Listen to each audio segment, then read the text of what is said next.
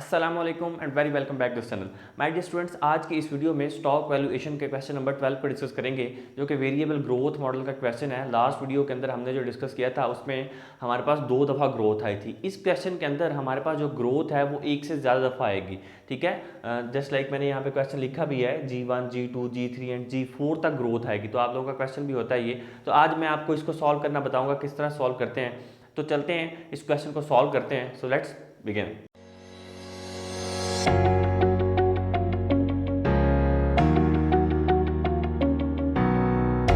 मेरे पास question number 12 है, आपको भी शो हो रहा होगा। वेरिएबल ग्रोथ का क्वेश्चन है। Home palace hotels and corporation is entering into 3 years remodeling and expansion project. The construction will have a limited effect on earnings during that time, but when it is complete it should allow to the company to enjoy much improved growth in earning and dividends. Last year the company paid a dividend of $3.40. It expects zero growth in the next year, और पहले साल में वो zero growth है, जो कि मैंने यहाँ पे लिख भी दी है। एंड देन जीरो ग्रोथ है in the next year. In year 2 and 3, साल 2 और 3 में 5% growth is expected and the year 4 15% growth. तो यहाँ तक 3 ग्रोथ आ चुकी हैं। In year 5 and thereafter growth should be constant 10%, और वो 5th ईयर में जाके 10% ग्रोथ जो है वो कांस्टेंट हो जाएगी। What is the maximum price per share that investor who requires a return of 14% should pay for home palace hotels common stock. Common stock की वैल्यू फाइंड आउट करनी है और 14% रिक्वायर्ड रेट ऑफ रिटर्न है। ये question था जो कि मैंने यहाँ पे उसकी कुछ चीज़ें नोट भी कर दी हैं। हम इसको सॉल्व करते हैं। इस क्वेश्चन में, क्वेश्चन नंबर 12 में देखें, आपको मैंने यहाँ पे चीज़ें लिख दी हैं। डी नाट उसने दिया था 3.40, G1 ग्रोथ रेट फर्स्ट की 0 है, G2 की 5% है, G3 की 15 है, G4 की 10 है और are required rate of return 10। तो सेम प्रोसेस को रिपीट करेंगे जो हमने पहले डिस्कस किया हुआ है। वो कौन सा हमारा होता है, स्टेप 1 से शुरू करेंगे। तो यहाँ पे हम इसको अगर यहीं से स्टेप को शुरू कर लें, यहाँ तक हमारा क्वेश्चन है। ये क्वेश्चन मैंने नोट किया था। स्टेप 1 मैंने लास्ट वीडियो में भी आपको बताया था, मैं हेडिंग्स नहीं लिख रहा, मैं सिर्फ आपको बता देता हूँ कि स्टेप 1 में क्या होता है। हम डिविडेंड फाइंड आउट करते हैं। ठीक है, dividend of G1 2 and 3 phase, G1 G2 and G3 phase का 4 करेंगे, क्योंकि 4th में जाके वो कांस्टेंट हो जाता था। तो इनका आपने इकट्ठा ही, जब भी ग्रोथ जहाँ तक कांस्टेंट होती है उससे पहले वाले जितने भी होते हैं वो एक ही दफ़ा आप उसको जो है वो फाइंड आउट कर सकते हैं। अब जस्ट लाइक यहाँ पे हम फाइंड आउट करें, तो यहाँ पे सबसे पहले D1 फाइंड आउट करेंगे। D1 फाइंड आउट कैसे किया जाएगा। D3 आपके पास कितना है, 3.40, 1 प्लस ग्रोथ रेट कितनी है, 0 पहले साल में। तो बस यहाँ पे आपने फाइंड आउट कर लें, तो ये आंसर क्या आ जाएगा, $3.40 ही आपके पास आ जाएगा। ओके, एंड देन फिर D2 फाइंड आउट करेंगे। D2 में आपके पास 3.40, 1 प्लस G2 में आपको ये 2 और 3 साल है, ये कितने साल तक आपको मिलेगी, दूसरे और तीसरे साल में आपकी ग्रोथ कितनी थी, उसने क्वेश्चन में बताया 5% थी। तो आपके पास यहाँ पे क्या आ जाएगा, 0.05। ठीक है, और यहाँ पे आप इसको फाइंड आउट कर लेंगे, ये आ जाएगा 1 यहाँ पे। ठीक है, तो इसको अगर मैंने फाइंड आउट किया तो जो मेरे पास आंसर आया वो आया 3.57। अभी हम क्या करेंगे, इसी को D3 में फाइंड आउट करेंगे। अभी 2 मेथड मैंने आपको लास्ट वीडियो में बताया था, या तो आप इसकी पावर लगा लें 1 और अगले साल में पावर आ जाएगी 2, और यही वाला 3.40 को उठा के आप D0 बनाएंगे, या फिर आप इस वैल्यू को उठा के इधर ले आते हैं, D0 बना देते हैं, और फिर आपको पावर लगाने की ज़रूरत नहीं पड़ेगी, क्योंकि एक साल ही आपने फाइंड आउट करना है। दोनों में से कोई सा मेथड भी आप चूज़ कर सकते हैं। तो हम क्या करते हैं, हम इसी जो नेक्स्ट हमने निकाला है उसी को हम 3.57 को ही D0 बना देंगे, 1 प्लस 0.05 आ जाएगा, और आपके पास जो वैल्यू आएगी वो आएगी 3.75। अब आपको यहाँ तक आपने फाइंड आउट कर लिया। G3 है, चौथे साल में जाके जो ग्रोथ रेट थी वो 15% हो गई। तो अभी हम D4 फाइंड आउट करेंगे। D4 में आपको क्या करना है, 3.75, 1 प्लस ग्रोथ रेट चेंज हो गई थी जो कि 15%, 0.15 हो जाएगा, और आपके पास पावर तो 1 ही आएगी, तो ये आ जाएगा 4.31। यहाँ तक आपने जो है वो 4 ईयर्स तक की ग्रोथ जो है वो फाइंड आउट कर ली। यहाँ तक स्टेप 1 जैसे मैंने आपको बताया था वो कंप्लीट हो चुका है। फिर यहाँ पे हम करेंगे स्टेप 2। स्टेप 2 के अंदर हम क्या करते होते हैं, प्रेजेंट वैल्यू ऑफ डिविडेंड्स की फाइंड आउट करते हैं। Present value of dividend G1 G2 G3 phase तक ये आपने फाइंड आउट करनी है। तो सिंपल फॉर्मूला लगाते हैं हम, present value of one, year one की फाइंड आउट करेंगे, वैल्यू थी 3.40, ये वाली डिवाइडेड बाय 1 प्लस आर आपके पास कितना है 14%, 0.14 हो जाएगा।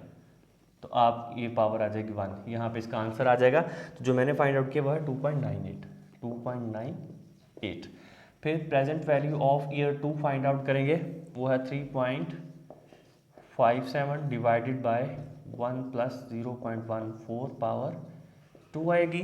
तो ये आपके पास आएगा, इसका आंसर आ जाएगा 2.75। फिर प्रेजेंट वैल्यू ऑफ ईयर 3 हम फाइंड आउट करेंगे इसकी 3.75 की 0.75 divided by 1 plus 0.14 power 3। Hopes तो आपको समझ आ रही होगी, बिल्कुल सिंपल है। कैलकुलेशंस आप जो है वो टाइम बचाने के लिए मैंने कैलकुलेशंस पहले कर लिए, ठीक है, तो आप कैलकुलेटर से ही इसकी कैलकुलेशंस होंगी। उसके बाद है प्रेजेंट वैल्यू ऑफ ईयर 4, तो ये है 4.31 की फाइंड आउट करनी, 4.31 डिवाइडेड बाय 1 प्लस 0.14 पावर आ जाएगी 4 इसकी, तो इसकी वैल्यू आएगी 2.55। अब हमने इन सब को ऐड कर लेना, जब हम इनको ऐड, इसकी प्रेजेंट वैल्यू को ऐड कर लेंगे तो आपके पास एक वैल्यू आएगी 10.81। यहाँ तक आपके 2 स्टेप कंप्लीट हो चुके हैं। अब हम बात करेंगे स्टेप नंबर 3 की। थर्ड स्टेप में यहाँ पे मैं लिखता हूँ इसको स्टेप नंबर 3, ठीक है। स्टेप 3 के अंदर हम क्या फाइंड आउट करेंगे, जहाँ पे वैल्यू आपकी जो है वो ग्रोथ जो है वो कांस्टेंट हो गई थी, तो आपने वो फाइंड आउट करनी है। डिविडेंड फाइंड आउट करेंगे, डिविडेंड ऑफ G4 फेज का आपने डिविडेंड फाइंड आउट करना है। तो यहाँ पे D5 आ जाएगा आपके पास। D4 आपके पास कितना है, ये पुराने वाला डिविडेंड 4.31, 1 प्लस ग्रोथ कितनी थी 10%, तो 0.1 आ जाएगी। तो अब आप इसको G4 को फाइंड आउट कर सकते हैं, जो आपके पास आएगी 4.74। ये आपने फाइंड आउट कर ली स्टेप नंबर 3 में। आपको पता है कि स्टेप 4 के अंदर हम क्या करते थे, कॉमन स्टॉक की वैल्यू फाइंड आउट करते होते हैं। यहाँ पे करते हैं हम स्टेप नंबर 4। स्टेप नंबर 4 के अंदर हम इनिशियल ग्रोथ पीरियड जहाँ पे एंड होती है वहाँ तक हम उसकी स्टॉक की वैल्यू को फाइंड आउट करते हैं। तो यहाँ पे हम लिख सकते हैं present value of stock at the end of initial growth period. Initial growth, ये उसकी हेडिंग है। ये मैं इसलिए बता रहा हूँ, लास्ट क्वेश्चन में भी मैंने इन डिटेल बताई थी, अभी भी बता रहा हूँ ताकि आपको अंडरस्टैंडिंग हो कि हम कर क्या रहे हैं, स्टेप्स कौन से हैं इस क्वेश्चन के, कंप्लीट अंडरस्टैंडिंग के लिए आपको बताया।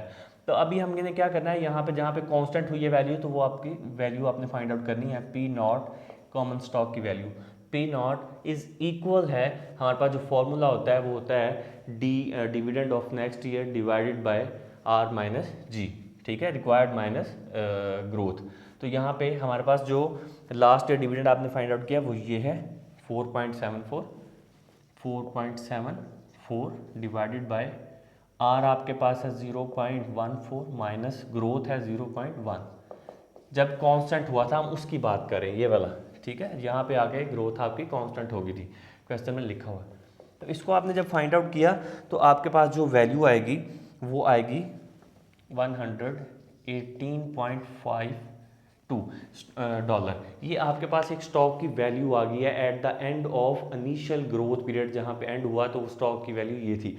अब इस स्टॉक की वैल्यू आपने फाइंड आउट करनी है 4 ईयर्स तक, ठीक है। तो अभी यहाँ पे हम क्या करेंगे, स्टेप नंबर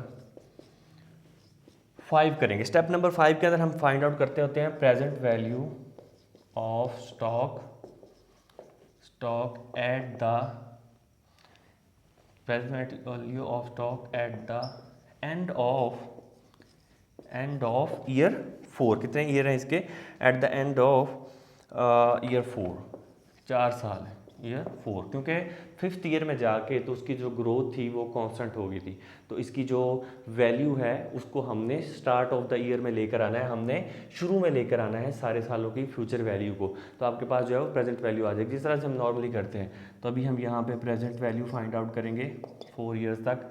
वो है हमारे पास ये वाली वैल्यू की 118.52 divided by same R1 plus R आपके पास है 0.14, पावर आ जाएगी 4। इसको आपने फाइंड आउट किया तो आपके पास जो वैल्यू आएगी वो आएगी 70.17 डॉलर्स। ये आपके पास एक वैल्यू आ गई है जो कि आपने present value of stock at the end of year 4 find out कर ली। अब हमारे पास लास्ट स्टेप होता है जिसको हम स्टेप नंबर 6 बोलते हैं। स्टेप नंबर 6 के अंदर हम क्या करते हैं, प्रेजेंट वैल्यू ऑफ डिविडेंड की जो प्रेजेंट वैल्यू आपने फाइंड आउट की G1 G2 G3 G4 phase की, और उसके बाद present value of the stock at the end of 4 years, उन दोनों को आप ऐड करते हैं तो आपके पास एक वैल्यू जनरेट होकर आ जाती है जिसको हम स्टॉक की वैल्यू कहते हैं। तो हम यहाँ पे लिख सकते हैं, आप सिंपली हम उसको हेडिंग दे लेंगे प्रेजेंट वैल्यू ऑफ